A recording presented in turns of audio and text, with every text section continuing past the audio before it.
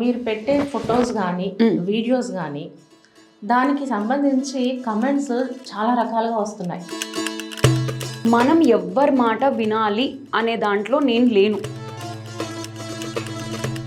మీరు ఇప్పుడు సినిమా ఇండస్ట్రీలో వచ్చిన తర్వాత ఎప్పుడైనా మీరు బాడీ షేమింగ్ మీరు ఎప్పుడైనా ఎదుర్కొన్నారా? సినిమా వాళ్ళే ఎందుకు షేమ్ చేస్తారండి? ఈవెన్ బిఫోర్ కూడా, సినిమాకి రాకముందర కూడా ఇదేమన్నా ఆట అండి? ఇలా పెయింట్లు వేసుకొని రావడానికి, గ్యాస్ ఇప్పుకోవడానికి.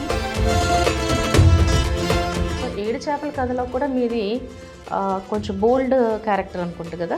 మేల్ ప్రాస్టిట్యూట్ని అంటే పింప్ క్యారెక్టర్ అందులో. అయితే ఈ మధ్యన మీ ఫొటోస్ కొన్ని పాన్ పేజెస్లో కూడా పెట్టడం జరిగింది. ఓకే. మీ పేరుతోటి మీ ఫోటో పెట్టి చాలా ఫేక్ ఐడీస్ క్రియేట్ చేయడం జరిగింది. సోషల్ నాలెడ్జ్ ఉన్నవాడు ఎవడైనా, ఇన్స్టా వాడుకుంటున్నవాడు ఎవడైనా కూడా చేసే వాళ్ళు వెదవలేమో కానీ చూసే వాళ్ళు కూడా ఇంకా వెదవలేము.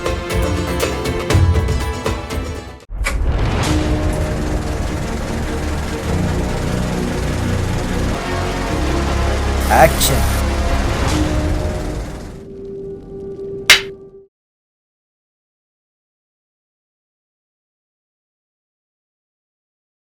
హాయ్, హలో, నమస్తే. Welcome to voice monkeys media. నేను మీ రాజేశ్వరి దేవి. ఈరోజు మన స్టోరీ బిహైండ్ ద కెమెరాకి ఒక స్టోరీ విమెన్ వచ్చారండి. ఆవిడ ఎవరంటే మన తెలుగు సినిమా ఇండస్ట్రీకి ఇప్పుడిప్పుడే అడుగులు వేసిన ప్రముఖ social media influencer Anupama Swathi గారు. Let's have a small chit chat with her. Hello అండి అనుపమ గారు. నమస్తే అండి. అసలు అనుపమ స్వాతి అంటే ఎవరు? జనరల్గా ఎవరికి తెలియదు ఇప్పుడు వరకు. సో అసలు ఎవరు అనుపమ స్వాతి అంటే? జనరల్గా ఎవరికి తెలీదు అని మీరే చెప్తున్నారు, బట్ మళ్ళీ ఇన్ఫ్లుయెన్సర్ అని మళ్ళీ మీరే చెప్తున్నారు. అందుకే చెప్తున్నాను, అసలు మీరు ఎవరు? కొంతమంది మీరు ఇన్ఫ్లుయెన్స్ అంటే అవునా తెలియదు అని అన్నారు, ఎందుకంటే మీరు వస్తున్నారని తెలిసి నేను కొంతమందిని అడగడం జరిగింది. అవునా మేము వినలేదే, మేము చూడలేదే అని అన్నారు. అదేంటండి 8 లక్షల మంది ఫాలోవర్స్ ఉన్నారు కదా అని కూడా అడినాను. అవునా మేము ఎప్పుడు చూడలేదు అన్నారు. సో అందుకే మా ఈ డౌట్ క్లియర్ చేయండి. యా, సో అనుపమ స్వాతి అనేది ఫస్ట్ నా వరకు నేను ఒక హ్యూమన్ బీయింగ్ అనగానే పరిగణించుకుంటాను అనమాట. So first thing. And yes, I work for different domains. And Prakash Raj గారి దగ్గర కూడా పిఏగా వర్క్ చేశాను.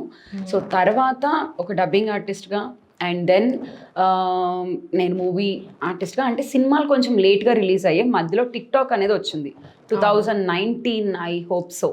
సో యా, నేను 2018 టైంలో నేను మూవీస్ స్టార్ట్ చేశాను, అంటే ఐ మీన్ యాక్టింగ్ అందులో స్టార్ట్ చేశాను. సో 2017 ఎండింగ్లో నేను డబ్బింగ్ స్టార్ట్ చేశాను. So this is how my movie work ముందరకు వెళ్తూ జరిగిందనమాట. కానీ చాలామందికి నేను మూవీస్లో చేస్తానని తెలియదు. ఇన్ఫ్లుయెన్సర్ ద్వారానే నేను సినిమాలోకి వెళ్ళానేమో అని అనుకున్నారు, కానీ అది రాంగ్. ఓకే. సో నేను డైరెక్ట్గా ఫస్టే మూవీస్ తర్వాత మధ్యలో వచ్చింది టిక్టాక్లో నేను కొంచెం ఫేమస్ అవ్వడం వల్ల, సో బేస్డ్ ఆన్ దట్ నేను ఇన్ఫ్లుయెన్సర్గా చాలా మందికి తెలుసు. Then an actress. Okay. So dubbing artist and actress, and moreover నా ఓన్ కాస్ట్యూమ్ డిజైనింగ్ నేనే చేసుకుంటాను. ఓకే. సో మీరు ఇన్స్టాగ్రామ్లో చాలా ఫేమస్ అయిన తర్వాత మీరు సినిమాలోకి రాలేదు? లేదు. ఎందుకంటే చాలామంది అంటే మీ కమెంట్స్, మీ ఫొటోస్ నేను కొన్ని చూడడం జరిగింది, ఇన్స్టాగ్రామ్లో చెక్ చేశాను నిన్న.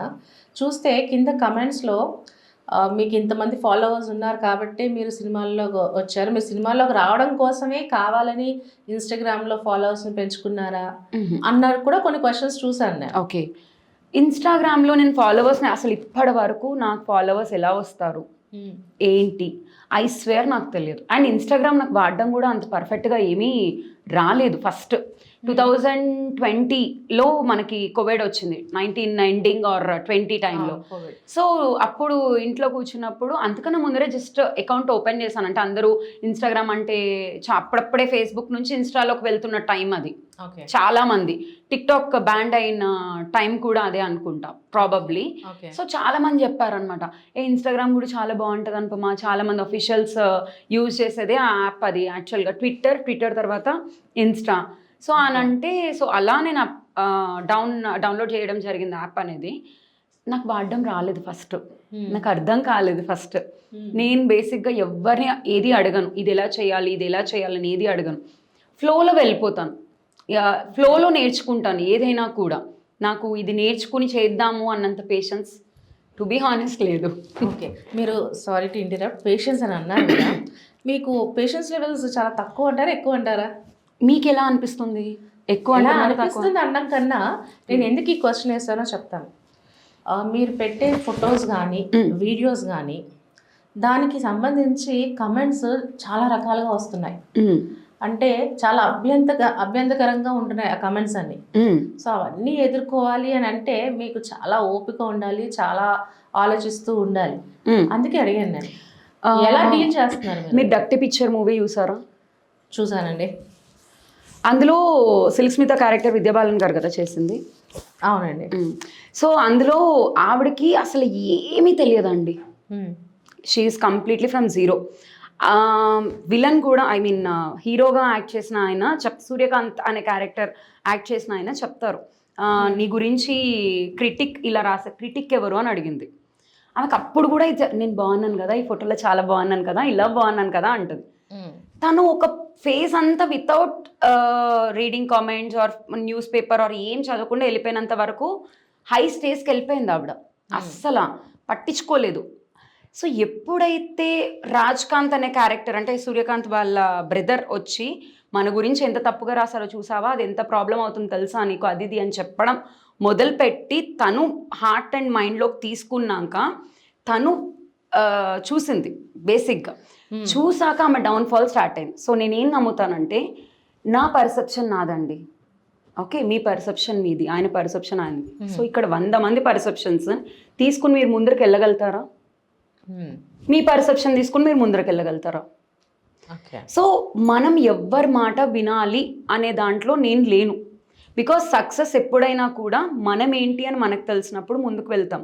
చిరంజీవి గారు ఒక షోలో చెప్పారండి, నిజంగా చౌడి కప్ప పైకి వెళ్ళిపోతూ ఉంటే ఎంతమంది పిలిచినా కూడా వినిపించదు, అది పైకి వెళ్ళిపోతుంది దానంతలో అది, కానీ దానికి తర్వాత అర్థమైతే అమ్మయ్య నేను పైకి వచ్చానని చెప్పి అని. ఎగ్జాక్ట్లీ మీరు ఎంత చౌడుగా ఉంటారో, ఎంత మూగగా ఉంటారో ఇండస్ట్రీలో అంత సక్సెస్ఫుల్ లైఫ్ని అయితే చూడగలుగుతారు. సో కమెంట్స్ని పట్టించుకోకూడదు అంటారు. నా స్ట్రైట్ ఆన్సర్స్ ఎప్పుడు ఉండవు, ఇలా తిప్పే వస్తాను నేను. సో దాని అర్థం అయితే ఇది. ఎస్, ఎవ్వరి గురించి మనం ఆలోచించకూడదండి, కామెంట్స్ చదవకూడదు. ఇప్పుడు మీరు చెప్పిన కామెంట్స్లోనే కొంతమందికి నేను నచ్చి ఉండొచ్చు, అండ్ చాలామంది స్కెచెస్ వేసి పంపించిన వాళ్ళు ఉన్నారు నాకు. ఇప్పుడు ఎంతో కొంత నచ్చకపోతే వాళ్ళ గురించి అయితే మనం పట్టించుకోం కదండి. సో నేను ఎప్పుడు పాజిటివ్గా తీసుకుంటాను, ఎవరు నా కోసం మంచిగా చూస్తున్నారు అనే దాంట్లో చూస్తాను, కానీ చెడుగా చూసే వాళ్ళని ఆలోచించను. సో మీరు ఇంత పాజిటివ్ మైండ్ సెట్తో ఉన్నారు, పాజిటివ్గా ఆలోచిస్తారు కాబట్టి మీరు ఇది పట్టించుకోవట్లేదు. కానీ చాలామంది మీరు పెట్టే ఫొటోస్ అండ్ వీడియోస్ చూసి కమెంట్స్ ఏదైతే కొంచెం అభ్యంతరకరంగా చేస్తున్నారో వాళ్ళు అంటే ఇప్పుడు రేపు పొద్దుట మీరు బయట కనిపించినా సరే ఎక్కడైనా ఒకవేళ గబుక్కుని వచ్చి మీతోటి ఎలా బిహేవ్ చేస్తారు ఏంటి అనేది మీరు ఎప్పుడైనా ఆలోచించారా? ఆలోచించాల్సిన ఎప్పుడైనా అలాంటి సందర్భాలు ఎదురయ్యాయా? మనం ఎలా ఉంటామో మన ప్రతిబింబం అవతల వాళ్ళు కూడా అలానే ఉంటారండి. రిఫ్లెక్షన్ మన సైడ్ నుంచి మనం ఎలా ఇస్తామో ఆరా అనేది అవతల వాడికి క్రియేట్ అవుతుంది. ఎంతో కొంత వైబింగ్ ఆరా లేనిది ఎవ్వరూ మన దగ్గరికి రారు. అండ్ సింపుల్ లాజిక్ అండి, ఇప్పుడు మనకి టీచర్ చాలా ఫ్రెండ్లీగా ఉంటారు, మనం ఇంటి దగ్గర పక్కన ఆంటీ వాళ్ళే టీచర్గా వెళ్ళారనుకోండి, ఇంటి దగ్గర మనం ఏ ఆంటీ ఏంటి ఆంటీ మీ ఇంట్లో కూర ఏం చేశారు ఏంటి అని అడుగుతాం. అదే పర్సన్ టీచర్గా వచ్చాక మనం ఎవ్వరమైనా డేర్ చేస్తామో మాట్లాడడానికి, because that creates an aura.